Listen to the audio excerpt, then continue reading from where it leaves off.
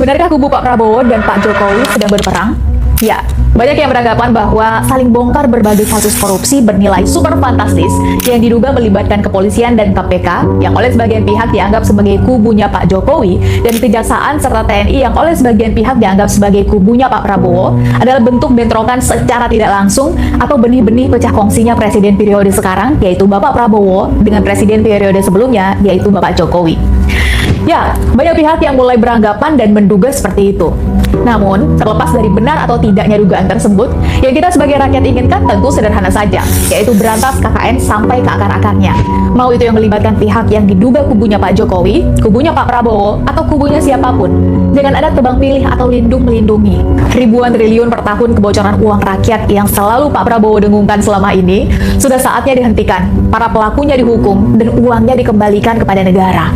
Agar tidak ada lagi rakyat yang meninggal kelaparan atau bunuh diri karena putus asa. Agar tidak ada lagi kasus rakyat harus mengumpulkan iuran di tengah susahnya ekonomi karena jembatan tak kunjung didirikan atau jalan yang tak kunjung diperbaiki.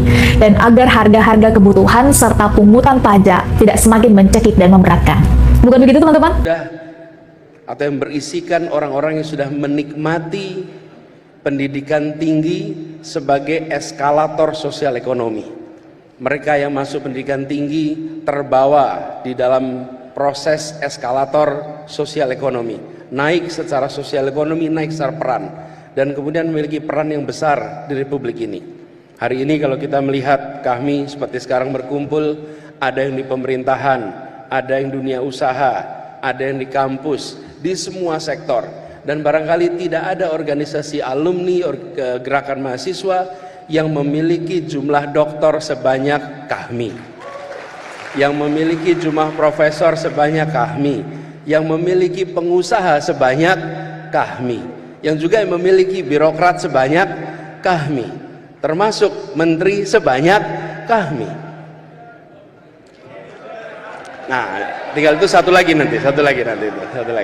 Wapres sudah, tinggal berikutnya nanti ya.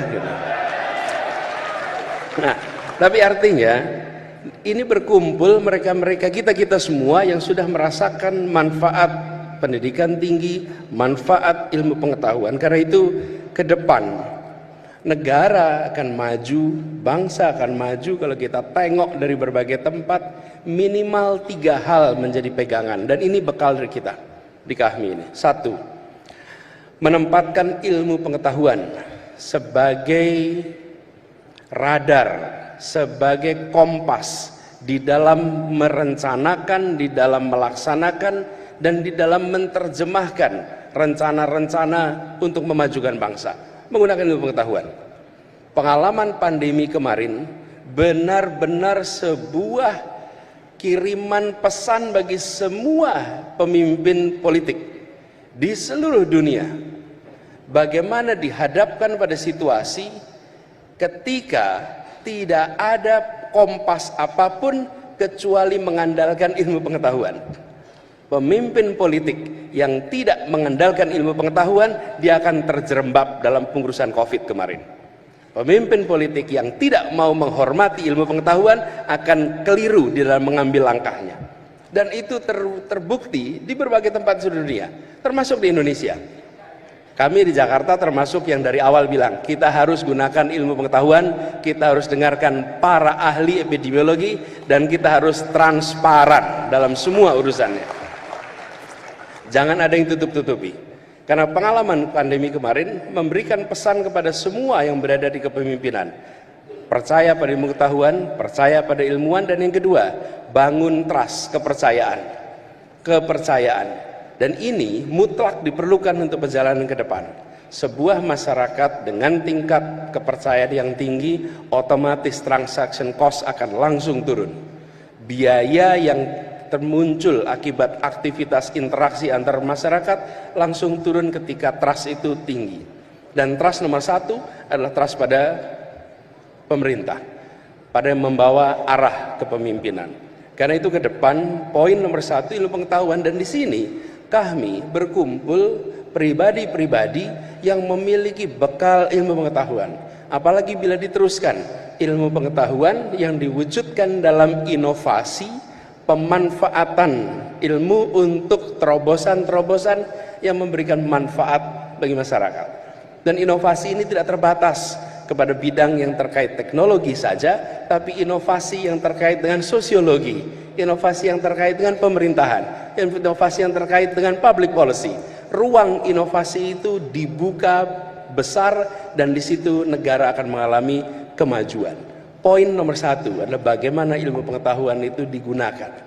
Akhir-akhir ini kita sering merasakan ilmu pengetahuan sering dianggap nomor 2, teori sering dianggap tidak penting, ilmu sering dianggap nomor sekian, yang penting hasil. Belum tentu. Kalau kita tidak menggunakan rumusan yang benar, hasilnya tentu tidak akan bisa benar. Itu pertama. Yang kedua, etos kerja. Tidak ada pilihan lain etos kerja. Kemauan untuk kerja keras, kemauan untuk kerja tuntas, dan kita menyaksikan bagaimana organisasi ini berisi orang-orang yang ulet, tangguh, sanggup bekerja keras. Kalau tidak berada di dalam posisi-posisi yang kita lihat sekarang. Bapak Ibu sekalian, teman-teman yang saya hormati, pada saat kita buka puasa di Jakarta, kami bikin acara buka puasa. Ketika buka puasa itu, lalu kita ada tuan rumah dari buka puasa itu. Para tuan rumah ini adalah pribadi-pribadi yang dibanggakan oleh kami. Di tempatnya Pak JK, tempat Pak Mahfud, tempat gantian ini kita semua. Mereka ini berada di dalam pusat-pusatnya Jakarta. Kenapa? Karena mereka pribadi-pribadi yang memiliki etos kerja yang luar biasa, kemauan kerja keras yang amat tinggi, dan organisasi ini mendidik itu semua. Karena itu ketika bicara tentang etos kerja, tidak ada pilihan lain untuk kita mendorong. Makanya saya sering agak terganggu Pak kalau lihat ada hari Minggu diadakan jalan santai. Bangsa ini sedang perlu ngoyo, bukan perlu santai. Harusnya jalan, bukan jalan santai, tapi jalan ngoyo, jalan kerja keras, etos kerja. Dan kemarin Piala Dunia juga menunjukkan bagaimana Jepang dengan etosnya, bagaimana Saudi dengan etosnya, itu sanggup untuk bisa bangkit. Etos kerja yang luar biasa. Dan yang ketiga, kita bicara tentang etika. Bagaimana etika publik ini dijaga, kepatutan publik ini dijaga. Etika ini bukan soal salah dan benar secara hukum, tapi patut dan tidak. Dan kita menyaksikan bangsa-bangsa yang maju, negara yang maju menjaga yang disebut sebagai kepatutan, etika di dalam masyarakat. Kami, HMI, memiliki stok pengalaman yang begitu. Halo teman-teman, jumpa bersama saya di Politik Dangi. Ya, ini menarik sekali teman-teman. Bagaimana Shirley Anavita, ya, anak muda yang sangat cerdas, ya, aktivis perempuan teman-teman ya di media sosial, ini menarik sekali. Kali ini ya, Shirley Anavita ini membongkar bagaimana dugaan hubungan Jokowi dan Prabowo sebenarnya ini tidak baik-baik saja, ya, kata Shirley Anavita. Dan kalau kita lihat kasus daripada Febri, teman-teman ya, seorang jaksa muda ya di Kejagung ya, ini menuai kontroversi, menuai pro dan kontra ya. Ada yang menganggap ini adalah pertarungan antar dua tokoh di belakangnya. Apakah benar, ya kan? Ini dugaan, teman-teman. Dan ini cukup menarik perhatian kita ya, bagaimana keberanian kepolisian ya untuk mengungkapkan bahkan menggerebek tempat-tempat kediaman, bahkan tempat usaha dari jaksa muda ini, teman, Jampitsus ya. Dan ini menarik teman-teman, karena setelah itu bagaimana rumah dari Jampitsus ini kemudian dijaga oleh aparat berbaju loreng. Dan ini sangat menarik sekali teman-teman ya. Kita lihat apa yang akan terjadi ke depan ya kan. Namun kalau kita melihat bagaimana saat ini ya, Pilpres 2029 ini semakin dekat teman-teman. Dan Pak Jokowi sudah kemana-mana nih ya kan, mencari apa yang perlu dicari. Karena gini, Pak Jokowi selalu mengatakan bahwa beliau akan keliling Indonesia ya, katanya sih bertemu dengan relawan-relawan ataupun PSI teman-teman, kader-kader PSI. Ini mengisyaratkan sebenarnya apakah Pak Jokowi sedang mempersiapkan sesuatu, ya kan, untuk Gibran 2029, ya kan. Ini sedang disusun, teman-teman. Dan ini juga kalau kita melihat bagaimana Prabowo juga, ini juga sedang bermanuver juga, teman-teman. Bagaimana beliau ya selalu kadang-kadang memuji PDI Perjuangan, ya kan.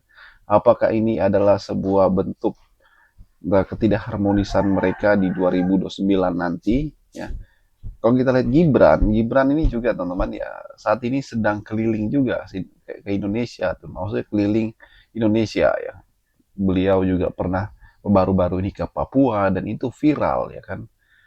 Kita lihatlah manuver-manuver para elit ini, apakah ini untuk kepentingan rakyat atau kepentingan 2029. Yuk kita diskusi di kolom komentar ya.